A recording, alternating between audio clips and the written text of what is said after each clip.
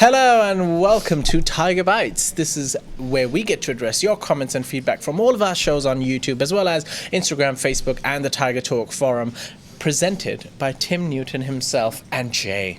And coffeeculture.asia. That's right. You can find all your Thai roast coffee and coffee capsules at coffeeculture.asia. Now, I should also just, speaking of Thaiger Talk, just thank our 7 moderators and the great work they do to keep Thaiger Talk a safe and interesting place to go. Oh, yeah. It's basically our main comment section at the Thaiger. You've got YouTube, we've got Facebook as well, but it's a two-way street, and so you comment from time to time.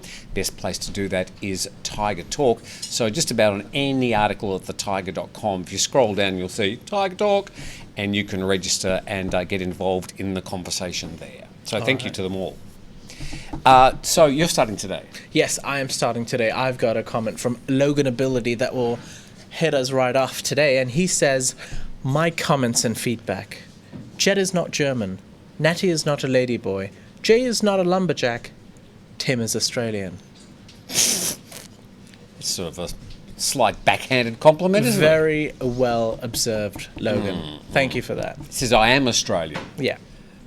Okay. Tim is Australian. If anything has been proven so far, it's that you're an Australian man. Comment just came in today, and this is not one of the ones I've looked through the week. So, yes, Jay and Tim, because the lack of English spoken in Thailand is their downfall, an inconvenience for all. Do not know why they do not make English in schools compulsory, spelt E-R-Y. So the funny thing, the irony is his English isn't particularly good. This is from Richard Hardy. Okay. Why don't Thai people have to speak English or learn English in their schools compulsory? Because this is Thailand? Hello? Well, he's trying to make a point. I think he's chosen the wrong directive to prove a point. He was responding to a story we did on Good Morning Thailand today when I was talking about the difficulty I had in buying a TV yesterday, and that there wasn't anybody in the shop who could speak English. Yeah. Now, that's my problem. It's not theirs. Although ultimately the problem was that they didn't get to sell a TV because of the lack of communication. And I probably, wasn't enough jai yen yen, and I got frustrated and walked out. Yeah. Him flailing his arms and chasing me out of the store. But I get it, but it's my problem, not Thailand's. Yeah, but I understand what he's trying to say. Perhaps he said it, once again, he took the wrong perspective to prove a point. English is not my first language, but, Sorry, what did you say? But because... thankfully for my parents, I got the right education where I did learn English. It opened up a lot of doors for me, and therefore I'm here. Yeah, I mean, I think if the Thai people who take the trouble to learn English, it does give them additional perspective. Yes. And perhaps additional work opportunities, depending on what they're doing. I get that. But if you're Thai and you want to learn a second language, why would you learn English? Because English around the world is the 3rd most spoken language. There are another 2 languages that are more spoken than English, which are Chinese, Mandarin, and Hindi. Oh, that's not a bad guess. Spanish. Wow. Yeah, there you go. So I just thought it was an interesting comment. Probably something not quite right in that. But anyway, thank you very much, Richard, for your comments. We get what you're saying. It's all about the fact that, Thailand's all about tourism, and we have so many international people coming to Thailand. But I think now the world's changed. A lot of people who come to Thailand actually can't even speak English. That's right. Yeah. We've got, the 2 largest sort of groups that come to, the 3 major sort of groups, and they are very numerous. Yeah. We're talking pre-COVID. That's the Chinese, the Russians, and the Indians were certainly a growing group, and all within a sort of reasonably shortish, not so much the Russians, depending on where they come from, but certainly the Chinese and the Indians are within a 5-6 hour flight, and so they are common sense nationalities to hitch the tourist train onto. Just because of the numbers. The best part about Thailand is learn 10 words, and trust me, it'll go a long way. If you just show a little bit of effort to Thai people, they're some of the most kindest, most generous people Sure. on earth. Unless you want to buy a TV, then you do need more than 10 words, I can Yes. assure you. Okay. Over to you. All right. My next comment is from Jeremy Fielding, who says, "How did they get permission for this version of Monopoly? It's a sick joke. Don't buy it. The game should be about streets." I went on to say a couple more things, but I cut it off there. He's got a good point. The game should be about streets. Now, both Tim and I commented on Phuket Monopoly version. Tim, I have a question for you. Monopoly is owned by what? Hasbro? Hasbro owner No. now, yeah. Used to be Milton Bradley, I think. No, from no. memory. I'm guessing Phuket has paid enough money to buy the rights to have a Monopoly Phuket edition. Does Hasbro get a say on what they are allowed to do and not Well, allowed to do? Because from what it looks like, they clearly haven't had a say in it because there's some clear advertising onto the board. Should it just be, back to basics, only the streets? I suspect it's actually the other way around. I suspect that Hasbro have come up with a business model thinking, Monopoly, we're going to go around to all the main tourist or residential places around the world, Okay. and we're going to sell them on the idea of having a Monopoly board called Monopoly Phuket or Monopoly Botswana or Monopoly Mumbai or something. And then what they do is Hasbro, I don't know because I haven't seen the contract, but I think they go into those areas with their salespeople, their sales force, and they go and they sell 10 or 20 of the spots to paying customers. So I think it's actually a business model by Hasbro. And I'm not saying there's anything wrong with it. I just think it's a shame when I saw it. I would have thought the best thing that could have happened is the TAT would have said, it's okay, we'll pay for all the spots and we'll choose which ones we'd like to mention. That would have been really cool. I think that would have been a small investment for then a much better result. And I would have bought one of the boards as a sort of a keepsake. Yeah. But as it is, I by the time I got to the third square, I went, oh no, I get what's going on. I've got 3 comments about it. Okay. By the way, I went last Sunday and I actually walked around the board and did a quick video. And so this is where the comments have come from. So this one from 212 Roger, as distinct from 211 or 213 Roger. Tim, how can you not start at go? Monopoly has a progression of land value. Ignorant not to begin explanation of the board without beginning at the start. Obviously, I got my explanation wrong. I couldn't actually remember where the start was. I sort of just started where I was and started walking around. So I'm sorry, Roger, I really let you down, but with my ignorance. This person whose name I've deleted, sadly, maybe on chance they should have put a zebra crossing. Oh no. And cheeky boy. Just a bit. Mark said, what a missed opportunity to really highlight the vast heritage, natural attractions, etc., to put a generic shopping centre and a real estate agent, I think it had Utopia, the big Chinese company, on the Monopoly board is just sad. Anyway, we get the idea. People saying, why didn't you have Bangla Road or Patong on there? What? Not one single mention of Patong. Patong. Oh, well done. That was a pretty good pronunciation. Thank you. Second time around. All right. Dom1 says, in no way would I have even considered leaving the UK and entered the Kingdom of Thailand without a PCR test. This is your insurance of proof of good health to another nation. No travel insurance broker on the planet would give you cover for the test result on arrival only. It's madness. He does have a point. And I think part of what he said is something that I agreed with. I think if they are to scrap either the pre-arrival or the post-arrival test, it should be the post-arrival test. Yeah, that's the one that's causing all the consternation, Yeah, for sure. because naturally, it's better to know you're negative before you leave Sure. on holiday rather than, Well, gives you a certain amount of confidence. But anyway, it's the pre-travel test that is going to be abolished from next Friday, April the 1st. Yes. Appropriate, perhaps, that it's April Fool's Day. Jim Thompson has written to us. He said, none of those clubs should have been open in any capacity anyway, as the current COVID regulations haven't allowed it. Maybe these particular venues weren't paying enough tea money. Referring to the 3 gentlemen's clubs, which were raided and closed down this week. Gentlemen's clubs are a euphemism for establishments where men Classy go, men. Classy men. classy men, allegedly, to go and meet friends, usually of the female gender, Yeah. who would in some ways sometimes parade in front of them, sometimes serve them drinks and refreshments, and then be available for other pursuits post-drink. Yeah. At facilities at the clubs. Allegedly. Allegedly. Did I get around that okay? I think so. I Without think you did offending well. YouTube? I think you did great.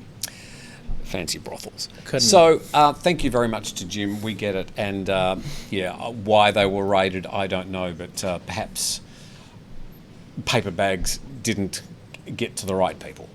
All right, Albert Maynard's got a comment, and he's talking about black humor. He says, black humor is a coping mechanism for a lot of people, police, doctors, and others. Completely inappropriate to most people, but if you have ever been through some really bad experiences, you will find that laughing is a much better way of coping to some others. Yeah, that's interesting. I think it's reference to my sometimes black Aussie humour. I think in particular, I took this comment from last week's Thaiger Bites, where one of the comments was about Thang Mo, and I think one of the commenters said Thang Mo got whacked, and I said, like people often make, and then I made a point about how I've seen in the Western culture people use black humour or dark humour to, I've got a friend at the moment who's going through a bit of a health crisis. Okay. And you sort of sometimes are caught a bit unaware of exactly what you should say. So I suppose I've sort of reverted to black humour to sort of make light of the situation, which is actually a very serious situation. I mean, otherwise, what do? You go, there, things will be okay. But I don't really think that that's going to do much to help them. So, yeah, I mean, I suppose it's just a matter of an extension of your personality. I tend to use black humour, and I understand that some Asian cultures would find that sort of humour either bizarre or offensive, but it's not ever meant like that.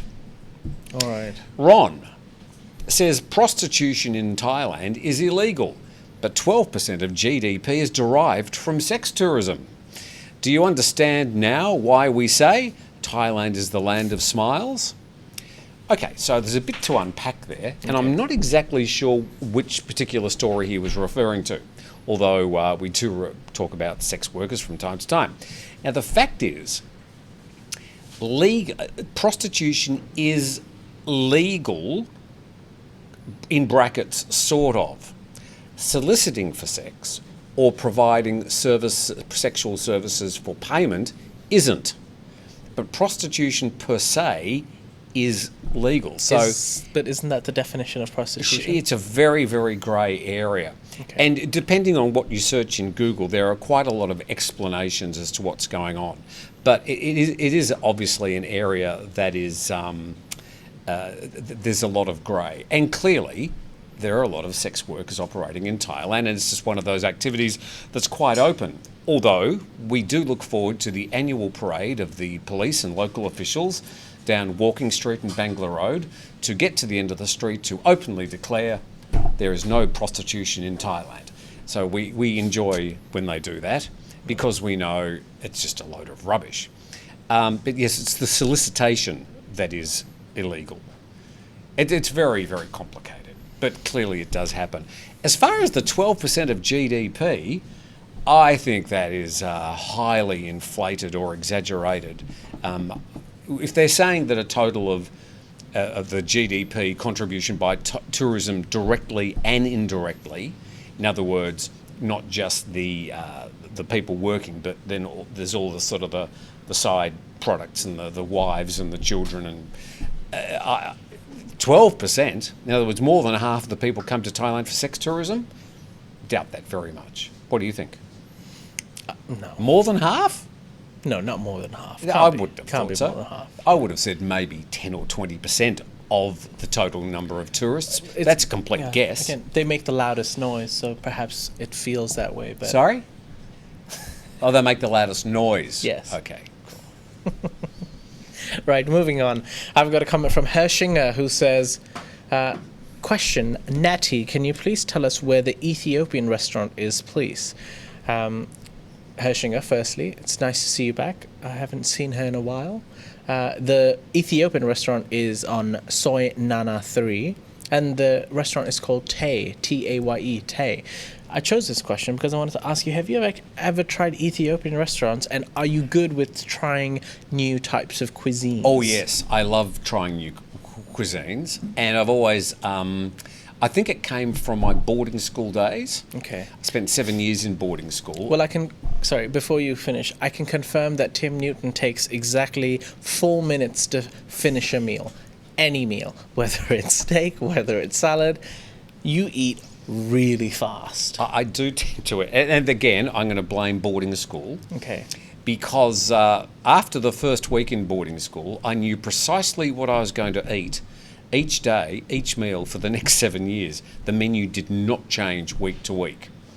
I particularly hated Friday nights when we had chicken supreme. Chicken supreme was a thing that you bought in a packet.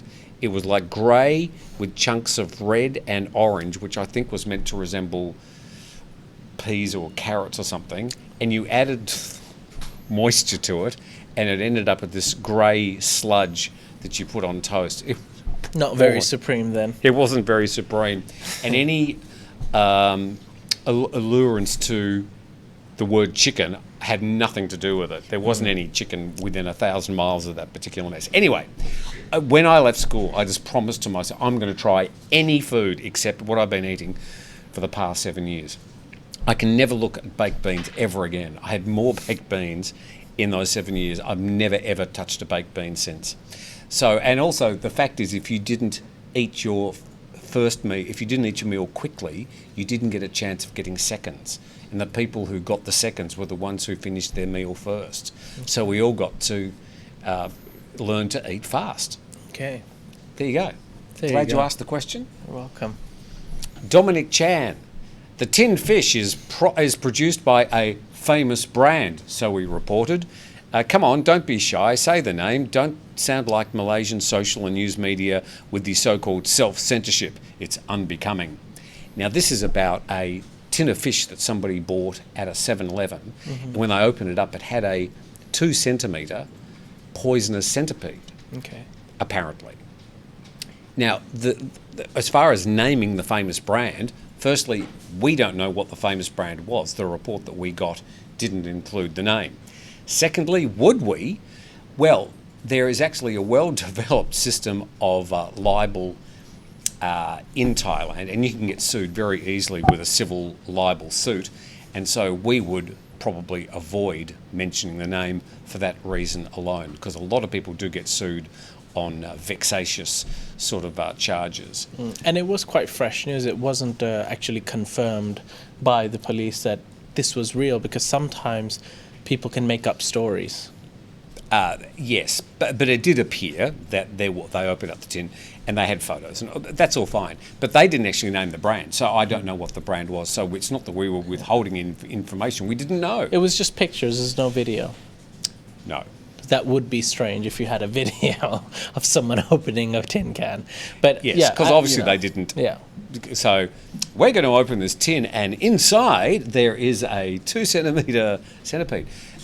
There are some poisonous centipedes. The things that have you seen the one that are about this big?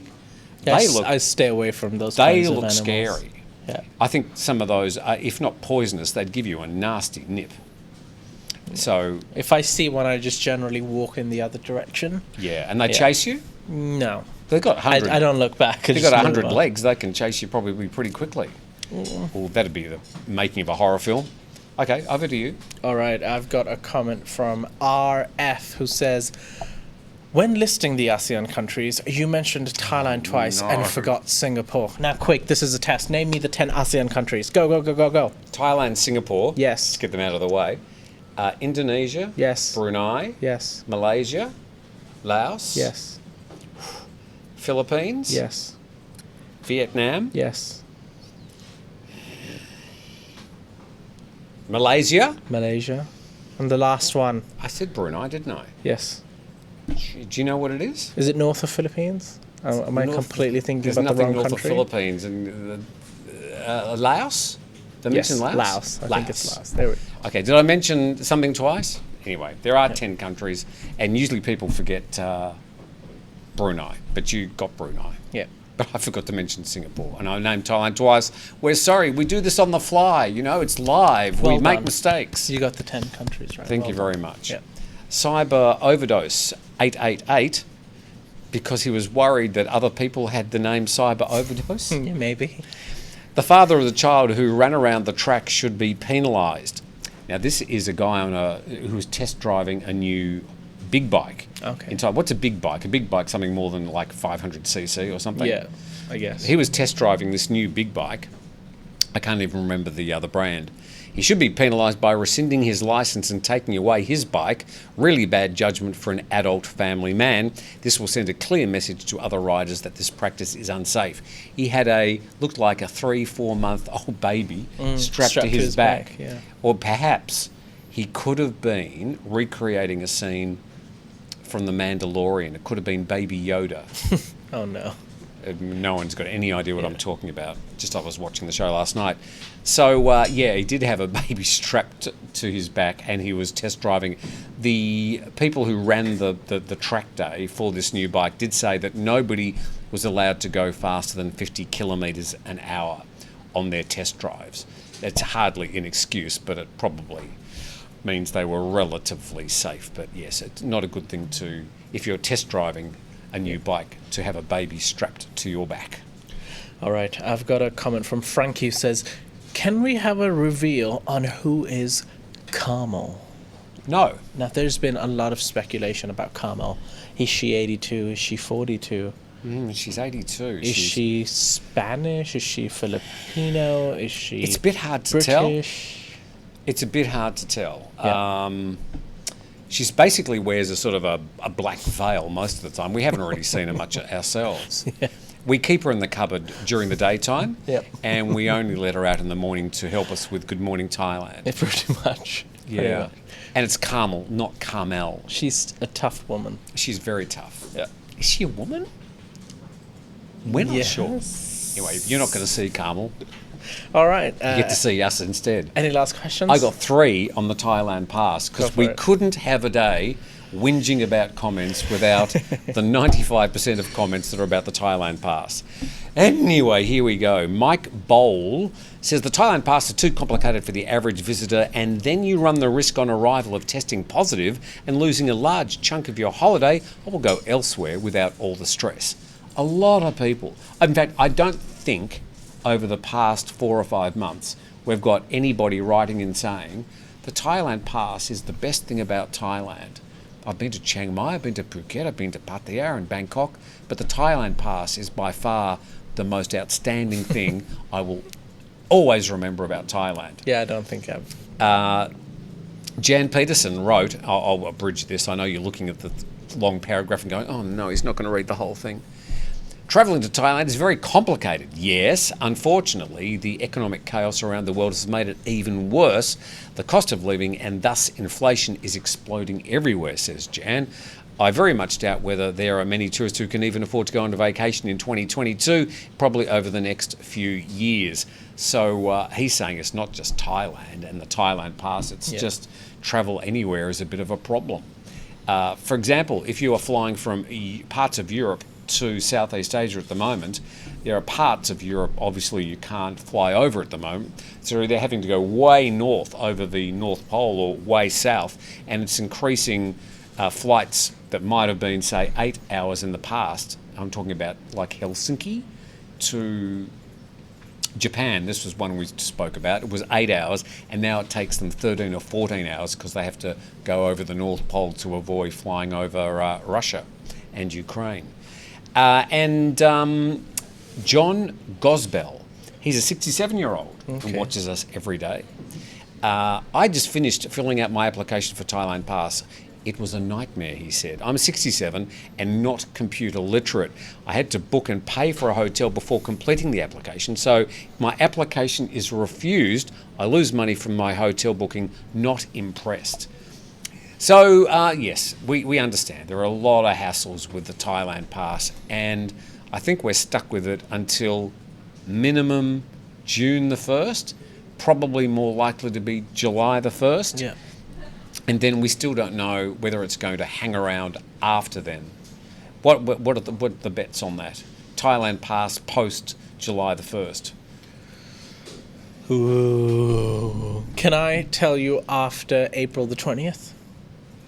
Why April the 20th? What happens on that day? Well, we'll have a better picture of what the infection rate is after Songkran. Songkran. Yeah. So, yeah, okay. There's a sort of a view that perhaps Songkran, we might get a rise of infections, and then the Thai government, the CCSA, are going to go, oh, infections have leaped up. We're going to have to kick the can down the road. This is the longest, most surgically excruciating relaxing of restrictions. May the 1st. I think May the 1st we will know what's really going to happen. Because if we don't have a COVID spike, and if we don't have those infections going crazy, then most likely it will be gone by June. May the 1st is meant to be the date that they're going to remove the on-arrival PCR test. That's right. And the prepaid SHA Plus hotel. That's meant to happen on May the 1st. That's going to be a big step if it happens. It'll be replaced by a rapid antigen test, ATK test, at the airport when you arrive. Mm-hmm. So I think that is a major stumbling block, that day one, and it happens on May the 1st as you go through your notes from this morning. Yep. Am I right? Yeah. It's April 1st for mandatory quarantine for unvaccinated travellers. But yes. Now down to 5 days. Yeah. From next Friday.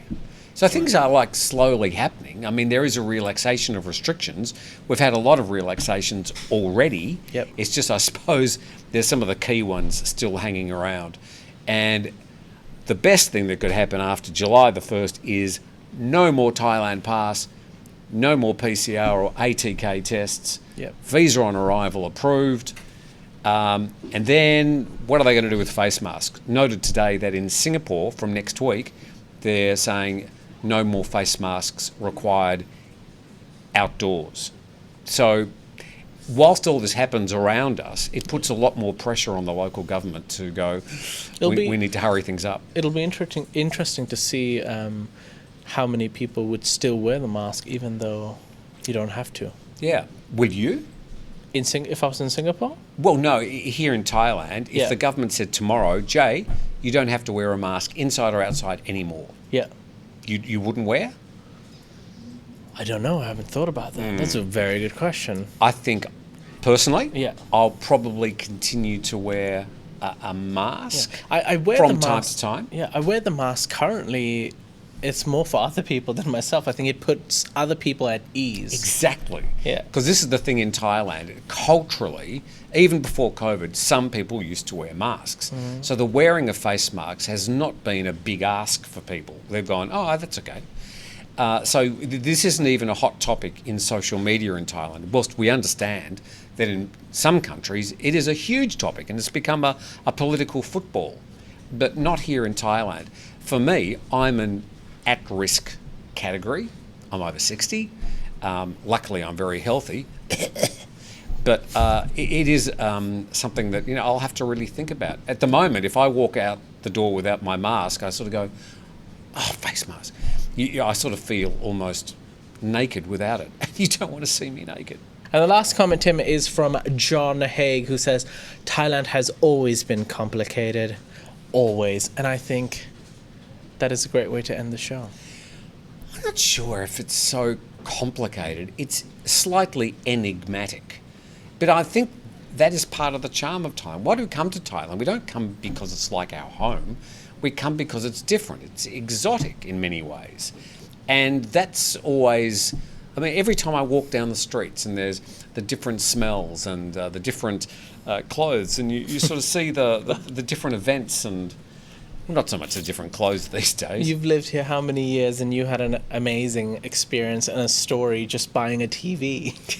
Well, that was... Only in Thailand does that happen. Sure. Oh, no, I think it happens in other countries. It was just a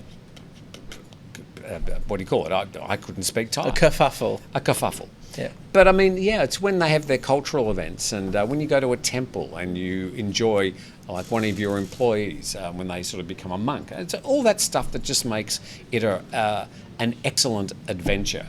So saying it's complicated sometimes in nice ways, but other times it can be frustrating.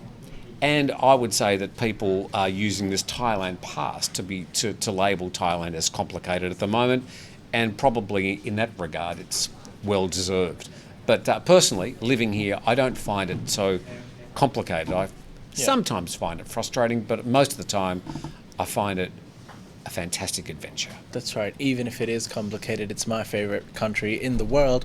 Is it yours? Let us know in the comment section below. You can leave us a message on YouTube, as well as Instagram, Facebook, and the Thaiger Talk forum on our website. As for today, that's it. I'd like to say thank you to Tim Newton. Thank you. As well as to Shai, pressing no buttons, but monitoring the show. We've only got one camera. Scrolling through his Facebook again. Except for the one edit. We can't talk about that. Oh, we can't talk about that. No, okay. Thank you, ladies and gentlemen. We hope you've enjoyed the show. Please click like, please comment, please subscribe. Visit coffeeculture.asia. Get your dose of coffee today. And we hope you have a great weekend. See you next week.